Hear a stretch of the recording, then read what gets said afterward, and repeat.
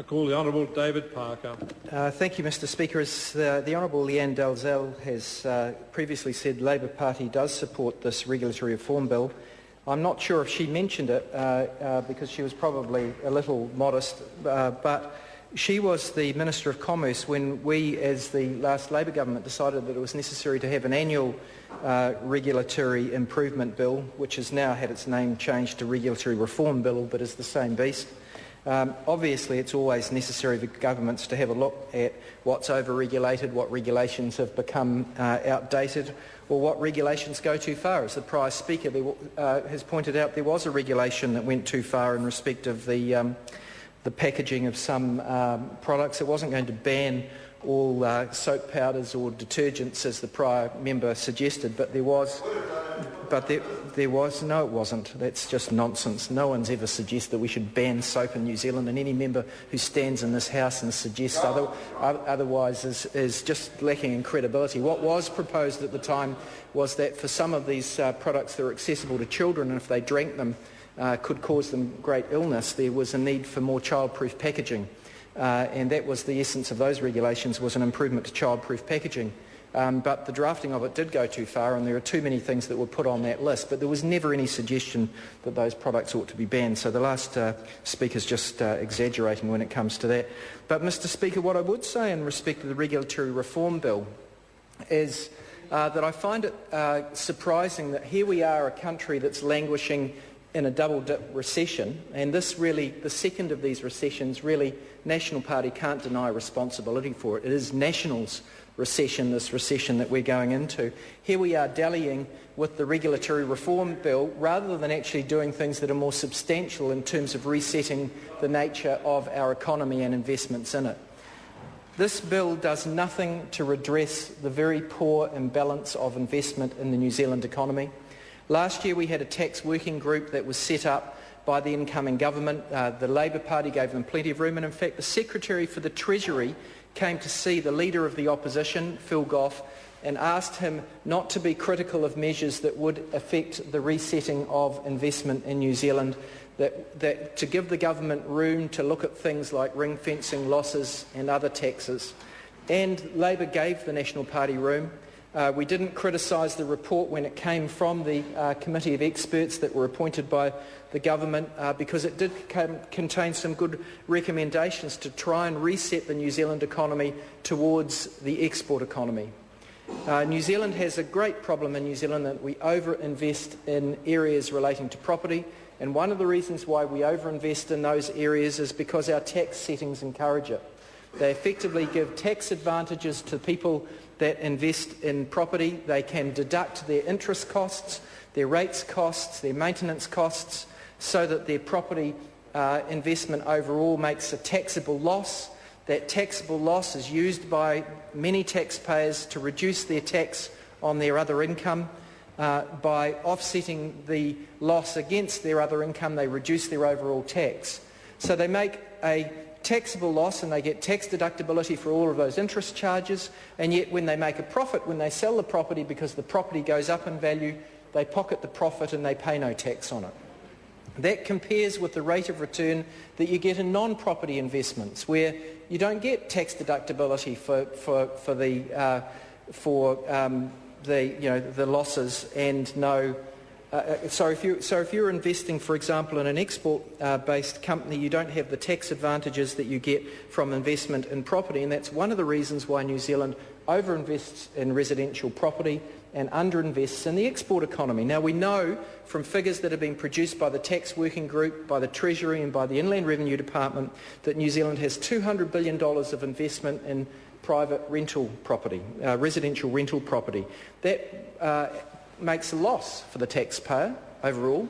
No tax net is paid on any of that area of investment, and yet that the export sector, which also wants investment money to expand their businesses, to spend money on the expensive plant and equipment, to spend money on the export development, that export sector of our economy is competing for funds with the residential property sector. And yet the government, having had all of these recommendations from the Tax Working Group to say that this was one of the most important imbalances in our economy to be fixed for the growth of New Zealand jobs, for the growth of our exports, to make New Zealand wealthier so that we can afford the things that we want in health, in education and in our private lives, the government, they blinked. They didn't. They had room to move from the Labour Party and from other opposition parties like the Greens. They had recommendations from the Tax Working Group, they had recommendations from the Treasury, and they ignored them all, and all they did was fiddle around with depreciation rates. They didn't ring-fence losses, and it took Phil Goff in a speech earlier this year to actually say, look, regulatory reform's important. Yes, we need to do these things, but really, let's get to the main game here. The main game here is actually to reset New Zealand's economy away from overinvestment in property, away from overconsumption, towards investment in the productive sector so that we grow more jobs, we have more exports. We've had third-party think tanks like the New Zealand Institute say that this is fundamentally important, and in their recent report called A Goal is Not a Strategy, which was, I thought, an implicit criticism of the jingoistic nature of the National Party policy, which pretends that we're going to catch up with Australia and pretends that we'll have a step change in the economy, but then does nothing substantial to achieve that end. In their report, they noted that New Zealand needs to expand the breadth of our exports. Again, we heard Bill English in the House today saying we need to expand the volume of our exports, and I took that to be a reference to our existing sources of exports, primary produce, forestry and the like. Very important, but that alone is not going to grow our economy sufficiently. We need to grow the breadth of our exports so that we have more jobs for people, well-paying jobs, so that we can have the lifestyle that they have in Australia, which was, of course, what the government said they were elected to do, which was to bridge the earnings gap between New Zealand and Australia. So this regulatory reform bill falls under the heading of the little housekeeping things that you need to do to keep a country running efficiently. And we don't disagree with the things that are being done with it.